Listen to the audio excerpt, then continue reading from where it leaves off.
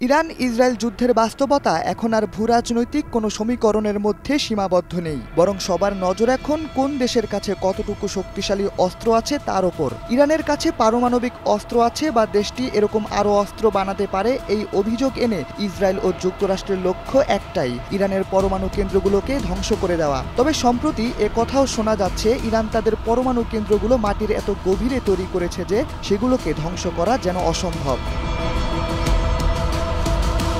ইরানের পরমাণু স্থাপনাগুলো তৈরি করা হয়েছে পাহাড়ের নিচে, যেখানে কোনো সাধারণ হাইপারসনিক মিসাইল বা বোমা হামলা চালিয়ে ধ্বংস করা সম্ভব নয়। সেজন্য যুক্তরাষ্ট্র এবার সামনে নিয়ে এসেছে বিশ্বের সবচেয়ে শক্তিশালী বোমা এমওপি। দেশটির দাবি এই বোমাগুলো মাটির নিচে যে কোনো বাংকার সফলভাবে ধ্বংস করে দিতে পারবে। ইতোমধ্যেই যুক্তরাষ্ট্রের সামরিক অঙ্গন থেকে শোনা যাচ্ছে এই বোমাটি হবে একটি গেম চেঞ্জার। 13,500 কেজি ওজনের এই বোমাগুলো বিশ্বের বৃহত্তম বোমা হিসেবে বিবেচনা করা হয়।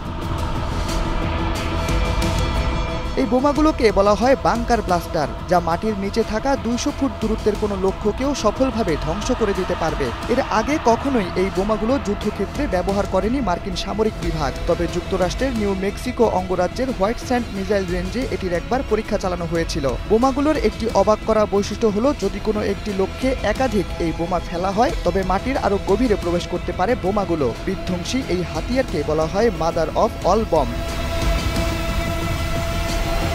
বোমাগুলো শুধু আকার ও কর্মক্ষমতার দিকেই অনন্য নয়, এগুলোকে ব্যবহার করার জন্য প্রয়োজন অত্যাধুনিক যুদ্ধ বিমান। কেবল যুক্তরাষ্ট্রের B2 স্পিরিট বিমান এই বোমাগুলোকে বহন করতে পারে। এই বিমান স্টিলথ বম্বার বা B2 নামেও পরিচিত।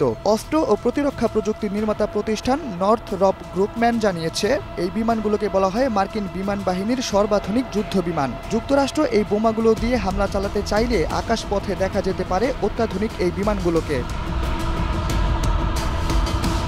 এদিকে মার্কিন সামরিক বাহিনীর দাবি, B2 বিমানগুলো শুধু একটি নয়, 2টি এমওপি বোমা বহন করতে সক্ষম। বিমানগুলোর প্রস্তুতকারকদের মতে B2 প্রায় 18,000 কেজি অস্ত্র পরিবহন করতে পারে। বিশেষজ্ঞরা বলছেন, যুদ্ধের এই পরিস্থিতিতে মার্কিন যুক্তরাষ্ট্র ও ইসরায়েলের লক্ষ্য যদি শুধু ইরানের পারমাণবিক কেন্দ্রগুলো ধ্বংস করা হয়, তবে অচিরেই মধ্যপ্রাচ্যের আকাশে এমওপি বোমা নিয়ে উড়তে দেখা যেতে পারে যুক্তরাষ্ট্রের B2 বিমানকে।